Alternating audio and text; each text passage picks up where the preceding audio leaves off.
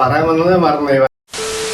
അപ്പൊ എനിക്ക് ഓവറായിട്ട് തോന്നിയ മൂവി മായനദി, കാന്താര സിനിമ.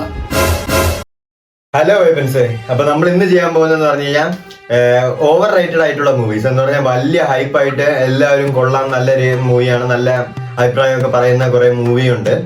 ആ മൂവീസ് അതിൽ എന്തെങ്കിലും ഉണ്ടോ എന്ന് നമ്മൾ ഒന്ന് പരിശോധിക്കാൻ പോവുകയാണ്. അപ്പൊ അതിൽ വല്ല ഉണ്ടോ ഇത്രയും റേറ്റ് കൊടുക്കാനോ അല്ലെങ്കിൽ ഇത്രയ്ക്കും അഭിപ്രായം പറയാനൊക്കെ ആ മൂവിയിൽ വല്ല ഉണ്ടോ? അങ്ങനത്തെ കുറച്ച് മൂവീസ് നമ്മൾ എടുത്ത് നിങ്ങളുടെ മുമ്പിലേക്ക് എത്തിക്കുകയാണ്.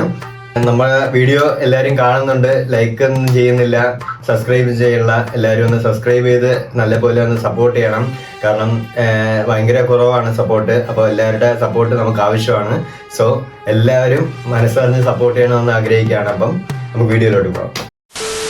മായനദി എന്ന് പറഞ്ഞപ്പോഴേ തന്നെ എല്ലാവരും വിചാരിച്ചാണ് ഇത്രയും കിള്ള മൂവി എങ്ങനെ ഓവർ റേറ്റഡ് ആയ.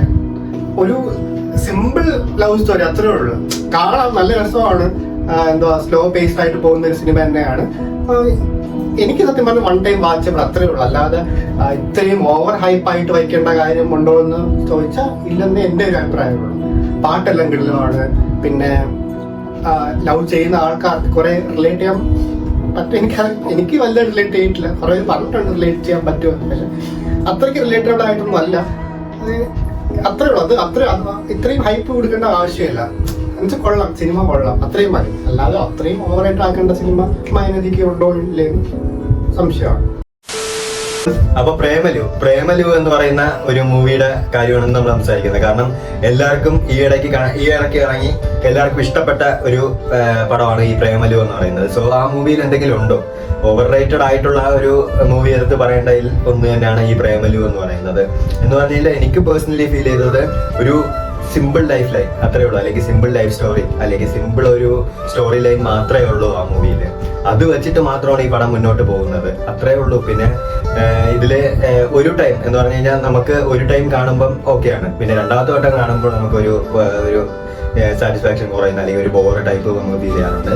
പിന്നെ നമുക്ക് അത്രയ്ക്ക് ആ മൂവിയിൽ അല്ലെങ്കിൽ കഥയായിട്ടോ അല്ലെങ്കിൽ അങ്ങനത്തെ ഒരു രീതിയിൽ എടുത്ത് പറയാനായിട്ടോ അങ്ങനെ ഒന്നുമില്ല. പിന്നെ അത്രയ്ക്ക് വലിയ ഒരു ഹൈപ്പ് എന്ന് പറഞ്ഞു കഴിഞ്ഞാൽ അങ്ങനെ ഒരു കഥ അല്ലെങ്കിൽ ഒരു സ്റ്റോറി ഉണ്ടെന്ന് പറഞ്ഞു കഴിഞ്ഞാൽ അത് സംശയം. കാരണം സിമ്പിൾ, അത്രേ ഉള്ളൂ. വേറെ പ്രത്യേകിച്ചൊന്നും പറയാനില്ല. എല്ലാവർക്കും ഒരു കാണാൻ പറ്റുന്ന അത്രേ ഉള്ളൂ.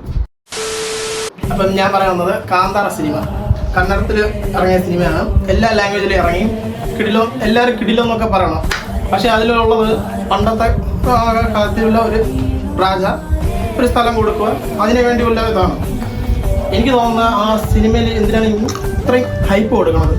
ജസ്റ്റ് ഒരു മൂവി, അത്രേ ഉള്ളൂ. മൂവി ബേസ് എന്ന് പറഞ്ഞാൽ പണ്ടത്തെ കാലത്ത് നടന്ന ആ കാര്യം തന്നെ. ഇത് സിനിമയിൽ പ്രത്യേകിച്ച് പറഞ്ഞാൽ പാട്ടും ഭയങ്കര കോപ്പിയടിയാണ്. ഇതിൽ കിടിലെന്ന് പറഞ്ഞാൽ മൂവി ലാസ്റ്റ് ക്ലൈമാക്സ് മാത്രമേ ഉള്ളൂ. ബാക്കി എനിക്ക് ഹൈപ്പായിട്ടൊന്നും തോന്നിയിട്ടൊന്നുമില്ല. പക്ഷെ എല്ലാവരും ഇത് ഭയങ്കര ഹൈപ്പാണ്, സിനിമ കൊള്ളാം, എന്തിനൊക്കെ പറയാനുണ്ട്. എൻ്റെ ലെവൽ എന്ന് പറഞ്ഞാൽ ഇത്രയേ ഉള്ളൂ. ഒരു വൺ ടൈം നോക്കാം, ഇത്രയേ ഉള്ളൂ. എനിക്ക് ഓവറായിട്ട് തോന്നിയ സിനിമ എന്ന് വെച്ചാൽ പുഷ്പ. എനിക്ക് സാധാരണ ഈ അടിപ്പടമൊക്കെ എനിക്ക് ഇഷ്ടമാണ്, പക്ഷെ ഇത് കുറച്ച് ഓവറായി പോയി. എല്ലാവരും ഹൈപ്പ് കൊടുക്കാനുള്ള അത്രയും ആ സിനിമയിൽ പറയാൻ എന്തൊക്കെ രീതിയിലൊന്നും ഇല്ല സത്യം പറഞ്ഞാൽ. പിന്നെ ഫഹദിന്റെ കുറച്ച് ആക്ടിങ്ങും പിന്നെ ആ പാട്ടും കുറച്ചുണ്ട്, അതൊക്കെ ഇട്ടാണ് ഈ ഹൈപ്പായെന്ന് തോന്നുന്നത് എനിക്ക്.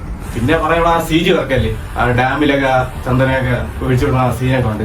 അത് സത്യം പറഞ്ഞാൽ ആരും ചെയ്യാൻ പറ്റാത്ത സീനാണ്. അത് നടക്കുമെന്ന് പ്രാക്ടിക്കലായിട്ട് പറഞ്ഞാൽ അങ്ങനെയൊക്കെ സീനൊന്നും നടക്കൂല സത്യം പറഞ്ഞാൽ. ഭയങ്കര ബിൽഡപ്പാണ് ആ സിനിമയിൽ. അല്ലു അർജുൻ കൊടുത്തിരിക്കുന്നത് വീരപ്പന് പോലും ഇത്രയും ചന്ദ്രൻ കിടത്താൻ പറ്റുമെന്ന് ഒരാളിലൂടെ ആ സിനിമയിൽ അല്ലു അർജുൻ കൊടുത്തിരിക്കുന്ന ക്യാരക്ടർ അങ്ങനത്തെ ക്യാരക്ടറാണ്. ക്രിഞ്ചാണ് സത്യം പറഞ്ഞാൽ, ക്രിഞ്ചാണ്, മാസാണ്. ചുമ്മാ ഈ പുഷ്പരാജ് ചുമ്മാ വന്ന് ആ താടി ഷേവ് ചെയ്ത് ചുമ്മാ പോകും. അത് തന്നെ ഇതിലുള്ള സിനിമ. എനിക്കിത് ഓവർ റേറ്റഡ് ആയിട്ട് തോന്നി കേട്ടോ സത്യം പറഞ്ഞാൽ. ഇനി അടുത്ത പാർട്ട് 2 എന്ന് പറഞ്ഞാൽ അടുത്ത ഹൈപ്പ് കൊടുത്തിരിക്കുകയാണ്. പാർട്ട് 2 പിന്നെ ഫഹദാണെന്ന് തോന്നുന്നു എനിക്ക്. ഫഹദായാൽ മതിയായിരുന്നു, അല്ലാതെ ഇതിൽ കാണാനൊന്നുമില്ല. ഫഹദിന് വേണ്ടി പോവുക, അല്ലാതെ ഈ പുഷ്പ ഷേവ് ചെയ്യുന്ന സാധനമൊന്നും ഇനി വേണ്ട അതിൽ.